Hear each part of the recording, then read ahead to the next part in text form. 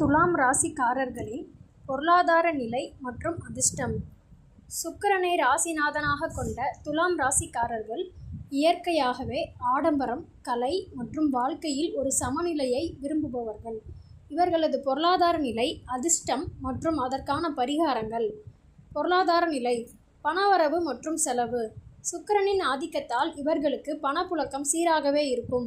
எனினும் அழகு சாதனங்கள், ஆடம்பர பொருட்கள், வீட்டை அலங்கரிப்பது மற்றும் பயணங்கள் போன்றவற்றிற்காக தயங்காமல் செலவு செய்யும் குணம் கொண்டவர்கள்.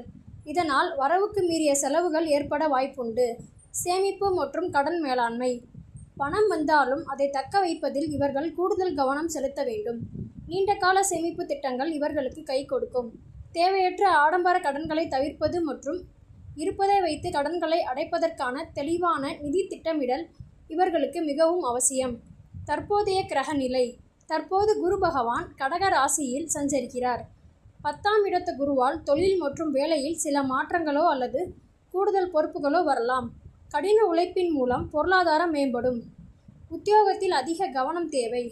எனினும் குருவின் பார்வை குடும்பஸ்தானம் மற்றும் லாபஸ்தானத்தில் விழுவதால் சரியான திட்டமிடல் இருந்தால் பணவரவு சீராக இருக்கும்.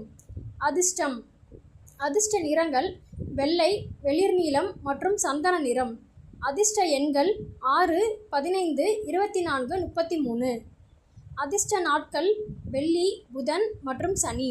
அதிர்ஷ்ட ரத்தினம் வைரம், வெள்ளை, புஷ்பராகம். தொழில் அதிர்ஷ்டம்: கலைத்துறை, ஊடகத்துறை, அழகு சாதன பொருட்கள், பயணம் மற்றும் சுற்றுலா சார்ந்த தொழில்கள், நிதி மேலாண்மை போன்றவற்றில் இவர்களுக்கு இயல்பாகவே அதிக லாபமும் அதிர்ஷ்டமும் கிடைக்கும். பொருளாதார தடையை நீக்கும் பரிகாரங்கள். ஸ்ரீ மகாலட்சுமி வழிபாடு: வெள்ளிக்கிழமைகளில் நெய் தீபம் ஏற்றி ஸ்ரீ மகாலட்சுமியை வழிபடுவது செல்வ வளத்தை அதிகரிக்கும்.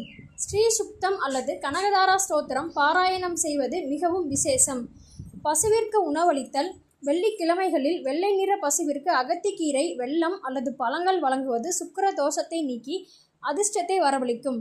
சுக்கிர பிரீதி: ஏழைகளுக்கு அல்லது தேவைப்படுபவர்களுக்கு வெள்ளை நிற வஸ்திரம் மற்றும் மொச்சை ஆகியவற்றை தானமாக வழங்குவது சிறந்தது. ஸ்ரீ ரங்கநாதர் வழிபாடு: புதன் மற்றும் சனிக்கிழமைகளில் பெருமாள் கோவிலுக்கு சென்று குறிப்பாக ஸ்ரீ ரங்கநாதரை தரிசிப்பது தொழிலில் ஏற்படும் தடைகளை தகர்த்து பொருளாதாரத்தை உயர்த்தும்.